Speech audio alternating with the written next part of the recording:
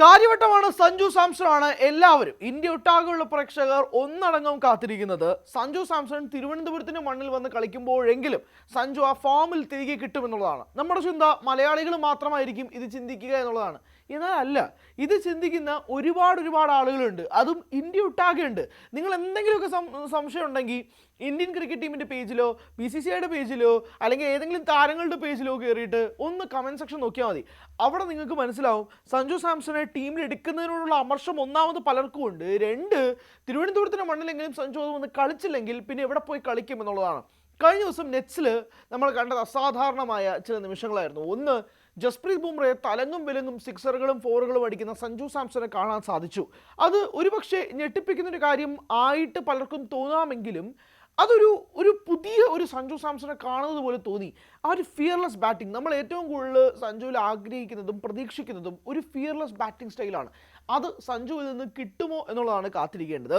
രണ്ടാമത്തെ കാര്യം, സ്പിന്നേഴ്സിൽ സഞ്ജു വിയർക്കുന്ന ഒരു കാഴ്ചയും നെറ്റ്സിൽ കണ്ടു. നമുക്ക് ആദ്യം പേസ് ബോളിംഗിലേക്ക് വരാം. ജസ്പ്രീത് ബുംറ ലോകമൊട്ടാകെയുള്ള പല ഇന്റർനാഷണൽ വമ്പൻ ബാറ്റർമാർ പോലും ഭയക്കുന്ന ഇന്നത്തെ ഇന്ത്യയുടെ ഏറ്റവും പ്രധാനപ്പെട്ട വജ്രായുധം എന്ന് വിളിക്കാൻ കഴിയുന്ന ഒരു ബൗളർ ഉണ്ടെങ്കിൽ അത് ജസ്പ്രീത് ബുംറ തന്നെയാണ്. ബുംറയെ സഞ്ജു സാംസൺ അടിച്ച അടികൾക്ക് നിങ്ങൾ കഴിഞ്ഞ ദിവസം നെറ്റ്സിൽ കണ്ടിട്ടുണ്ടെങ്കിൽ മനസ്സിലാകും. അതായത് അടിക്കുന്ന അടിയെല്ലാം ക്ലീനാണ്, അതും ലോങ് ആണ്. അങ്ങനെ അടിക്കുന്ന സഞ്ജു സാംസണെ സ്വാഭാവികമായും പല പേസ് ബോളർമാരും പേടിക്കും. ഇനി വേറൊരു കാര്യം പറയാം, ഇത് നെറ്റ്സിൽ മാത്രമാണോ സഞ്ജുവിൻ്റെ ഈ പ്രകടനം എന്നത് ചോദിച്ചാൽ അറിയില്ല.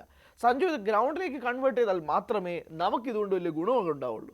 എന്നാലും നെറ്റ്സിൽ സഞ്ജു കോൺഫിഡൻ്റ് ആണ് എന്നുള്ളത് കഴിഞ്ഞ ദിവസം മനസ്സിലായെങ്കിൽ പോലും സ്പിന്നർമാരിൽ സഞ്ജുവിന് ടച്ച് കണ്ടെത്താൻ പാടാകുന്നുണ്ടോ എന്നൊരു ചോദ്യവും കഴിഞ്ഞ ദിവസത്തെ നെറ്റ്സിൽ ഏകദേശം ഒരു ധാരണയായിട്ടുള്ള ഒരു കാര്യം കൂടിയാണ്. എന്തൊക്കെയാണെങ്കിൽ പോലും ഈ സീരീസ് ഇന്ത്യ ജയിച്ചു കഴിഞ്ഞിരിക്കുന്നു. ഈ സീരീസ് ഇനി ജയിച്ചാൽ മാത്രമേ ഇനി ഇതൊരു അഭിമാന സീരീസ് ആണെന്നൊന്നും പറയേണ്ട കാര്യമൊന്നുമില്ല. കഴിഞ്ഞ ODI സീരീസോ അല്ലെങ്കിൽ ടെസ്റ്റ് സീരീസിലൊക്കെ ഏറ്റവും വലിയ പരാജയങ്ങളൊന്നും തന്നെ പോലെ T20യിലേക്ക് ഇന്ത്യക്ക് വരുന്നില്ല. ഇനിയിപ്പോൾ ഈ മത്സരം തോറ്റാൽ പോലും ഇന്ത്യൻ ആരാധകർക്ക് നിരാശ ഉണ്ടാവില്ല. കാരണം സീരീസ് ഇനി ഇത് അഥവാ തോറ്റാൽ 3-2 ഇന്ത്യ ജയിക്കുന്നു. ഇനി അഥവാ ജയിച്ചാൽ 4-1 ഇന്ത്യ ജയിക്കുന്നു. അതൊരു കോംപ്രിഹെൻസീവ് വിക്ടറിയാണ്. അതിനകത്ത് വേറെ പ്രശ്നങ്ങളൊന്നും തന്നെ ഇല്ല. T20യിൽ നിലവിൽ ഇന്ത്യ സേഫ് മോഡിൽ തന്നെ കളിക്കുന്നുണ്ട്. പക്ഷേ എന്നാൽ പോലും ഒരു ചോദ്യം, ഇന്ത്യയുടെ ബാറ്റിംഗ് ഓർഡർ ഡെപ്ത് ഉണ്ടോ എന്നൊരു ചോദ്യവും കൂടിയാണ്. 5-6 വിക്കറ്റ് കഴിയുമ്പോഴേക്കും ബാറ്റർമാരില്ലാതാവുന്ന ഒരു അവസ്ഥയിലേക്ക് ഇന്ത്യയുടെ ബാറ്റിംഗ് ഓർഡർ മാറുന്നു എന്നുള്ളത് കാണുന്ന കാഴ്ചയും കൂടി തന്നെയാണ്.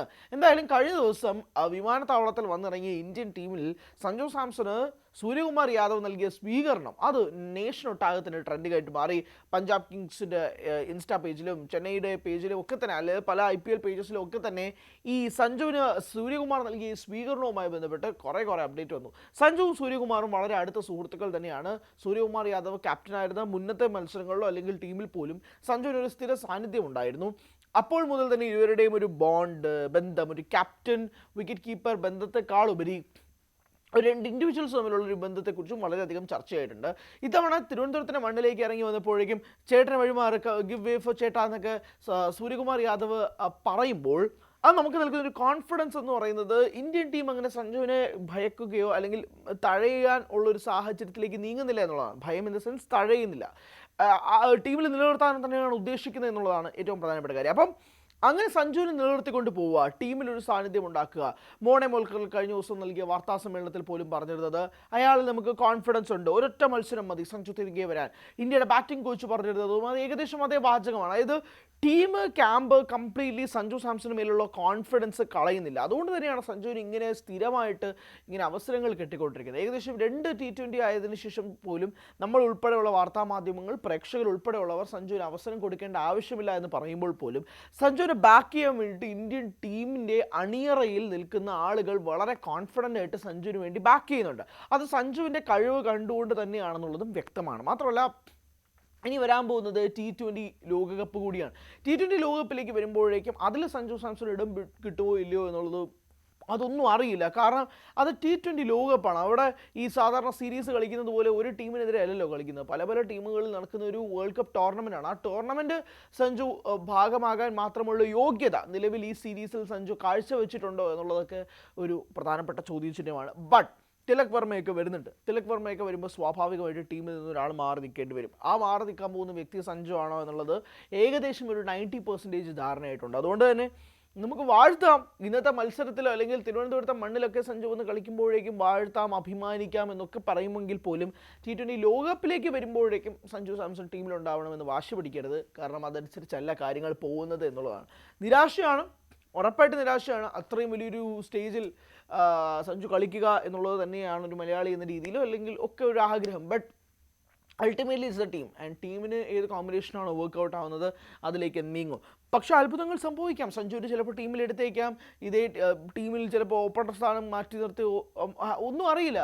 അങ്ങനെയാണെങ്കിൽ ഓപ്പണറിൽ നിന്ന് മാറ്റി നിർത്തുകയാണെങ്കിൽ ഇഷാൻ കിഷൻ സ്വാഭാവികമായിട്ട് ഓപ്പണർ. അപ്പോൾ 2 ലെഫ്റ്റ് ഹാൻഡേഴ്സ് വരും. അഭിഷേക് ശർമ്മയും ഇഷാൻ കിഷനും എന്ന 2 ലെഫ്റ്റ് ഹാൻഡേഴ്സിലേക്ക് ഇന്ത്യ ഓപ്പണിംഗ് സ്ലോട്ട് കൊടുക്കേണ്ടി വരും. തിലക് വർമ്മ വരുമ്പോഴേക്കും വീണ്ടും ഒരു ലെഫ്റ്റ് ഹാൻഡറായി. പിന്നീട് ഒരു റൈറ്റ് ഹാൻഡർ വരണമെങ്കിൽ അത് സൂര്യകുമാർ യാദവ് ആയിരിക്കണം സ്വാഭാവികമായിട്ട്. അപ്പോൾ അങ്ങനെ മാറും ബാറ്റിംഗ് ഓർഡർ എന്നതിലേക്ക് ടീം ചേഞ്ച് ചെയ്യാനുള്ള സാധ്യതയുണ്ട് if Sanju is going back. അപ്പോൾ ആ ഒരു രീതിയിലേക്ക് T20 ലോകകപ്പിലേക്ക് ഇന്ത്യ ടീം മാറുമോ ഇല്ലയോ എന്നുള്ളത് അറിയില്ല. But Tilak Varma naturally and 100% will be back in the side എന്നതറിയാം. അപ്പോൾ സഞ്ജു അല്ല പോകുന്നതെങ്കിൽ പിന്നെ ആരും, പിന്നെ വേറെ ആരെയും അങ്ങനെ കളയാനായിട്ടില്ല. അഭിഷേക് ശർമ്മ മിന്നും ഫോമില്ല. ഇഷാൻ കിഷനെ തൊടുന്നതിനെ കുറിച്ച് ആലോചിക്കുകയും വേണ്ട. കാരണം കഴിഞ്ഞ മത്സരത്തിൽ ഇഷാൻ കിഷനെ പുറത്താക്കി ഇന്ത്യൻ ടീം തന്നെ മത്സരം തോറ്റു. ഇന്ത്യൻ ടീം തോറ്റത് ഇഷാൻ കിഷൻ പുറത്തായതുകൊണ്ടെന്നല്ല ഞാൻ പറയുന്നത്. പക്ഷേ ഇഷാൻ കിഷൻ ആ ഫോമിൽ നിൽക്കുന്ന സമയത്ത് കഴിഞ്ഞ മത്സരത്തിൽ എന്തുകൊണ്ട് ഇഷാനെ ഒഴിവാക്കി എന്നുള്ളത് പലരും ചോദിച്ചൊരു ചോദ്യവും കൂടിയാണ്. 3 സൂര്യകുമാർ യാദവിന് തൊടാൻ പറ്റത്തില്ല. അപ്പോൾ ടോപ്പ് 4 ടോപ്പ് 3 നിൽക്കുന്ന ഏത് പ്ലെയറിനെ മാറ്റും? സ്വാഭാവികമായിട്ട് സഞ്ജു സാംസണിലേക്ക് വരും. അത് കാരണം റീസെൻറ്റ് ഫോമിൽ സഞ്ജു സാംസണാണ് ബാക്കിയുള്ള 3 പ്ലെയേഴ്സിനേക്കാൾ അപേക്ഷിച്ച് ഏറ്റവും കുറവ് റൺസ് നേടിയതും കോൺഫിഡൻസ് കുറവും എല്ലാം കൊണ്ടും. അതുകൊണ്ടാണ് സൂര്യകുമാർ യാദവിനെയോ അഭിഷേക് ശർമ്മയോ ഇഷാൻ കിഷനെയോ തൊടാതെ സഞ്ജു സാംസണെ ആയിരിക്കും തൊടാൻ പോകുന്നത്. സഞ്ജു സാംസണായിരിക്കും മാറ്റാൻ പോകുന്നത്. തിലക് വർമ്മ വന്നു കഴിഞ്ഞാൽ എന്നൊരു കാര്യം കൂടെ മുന്നോട്ട് വെച്ചത്. അപ്പോൾ സ്വാഭാവികമായിട്ടും നമുക്ക് ഇവിടെ ആഘോഷിക്കാം, ഇവിടെ കളിക്കുന്നതും ഇവിടെ ആഘോഷമാക്കുന്നതും ഒക്കെ തന്നെ നമുക്ക് സ്വാഭാവികമാണ്. പക്ഷേ T20 ലോകകപ്പിൽ സിറ്റുവേഷൻസ് അതല്ല എന്നത് മാത്രമാണ് എടുത്തു പറയേണ്ടത്. എന്നാൽ പോലും വമ്പിച്ച സ്വീകരണം ആണ് ഇന്ത്യക്ക് വിമാനത്താവളത്തിൽ കിട്ടി എന്ന് പറഞ്ഞാൽ നമുക്കങ്ങ് ഓക്കെ പറയാൻ പറ്റത്തില്ല. കാരണം ഇതിനു മുമ്പ് ചെണ്ടവെള്ളവും ആ പാട്ടും കൊട്ടും ഒക്കെ നമ്മൾ കണ്ടിട്ടുണ്ട് ഇന്ത്യൻ ടീമിനെ സ്വീകരിക്കാൻ വേണ്ടി വിമാനത്താവളത്തിലേക്ക് എത്തുന്നത്. ഇത്തവണ താരതമ്യേന അങ്ങനത്തെ പരിപാടികളൊന്നും ഇല്ലായിരുന്നു. പക്ഷേ എന്നാൽ പോലും എല്ലാവരും ത്രിൽഡാണ്. ഒന്നാമത്തെ ഈ സീരീസും ജയിച്ചു കഴിഞ്ഞതുകൊണ്ട് തന്നെ തിരുവനന്തപുരത്തേക്ക് വരുന്ന മത്സരത്തിലേക്ക് വലിയ ആവേശമില്ല. കാരണം സീരീസ് ജയിച്ച് കഴിഞ്ഞല്ലേ, ഇനിയിപ്പോൾ ഈ മത്സരം തോറ്റാലും ജയിച്ചാലും ഇത് വലിയ ബാധിക്കുന്ന ഒരു കാര്യമില്ല. പക്ഷെ അതുകൊണ്ട് തന്നെ ഒരു ഓൾ ഔട്ട് ഫോമിലേക്ക്, ഫുൾ ഫോമിലേക്ക് 2 ടീമുകളും മാറാനുള്ള സാധ്യതയും നമുക്ക് അതുകൊണ്ട് തന്നെ തള്ളിക്കളയാൻ സാധിക്കില്ല. ഈ 2 വസ്തുതകളും ഉണ്ട് എന്നതും കൂടി എടുത്തു പറയട്ടെ. എന്തായാലും ഇന്നത്തെ മത്സരം, അതോടൊപ്പം തന്നെ ഏവരും ഉറ്റുനോക്കുന്ന T20 ലോകകപ്പ്, ഇത് രണ്ടുമാണ് സാധാരണയായിട്ട് നമുക്ക് പ്രധാനമായിട്ടും സംസാരിക്കാനുള്ളത്. ആ ഒരു സംസാര വിഷയത്തിൽ തന്നെയാണ് സഞ്ജു T20 ലോകകപ്പിൽ നിന്നും ഉണ്ടാകില്ല എന്നുള്ളൊരു കാര്യം ഏകദേശം ഒരു 90% ഉറപ്പിക്കാവുന്ന രീതിയിലേക്ക് കാര്യങ്ങൾ മാറുന്നത്. കൂടുതൽ വാർത്തകൾക്ക് News 18 Keralam YouTube channel subscribe ചെയ്യുക.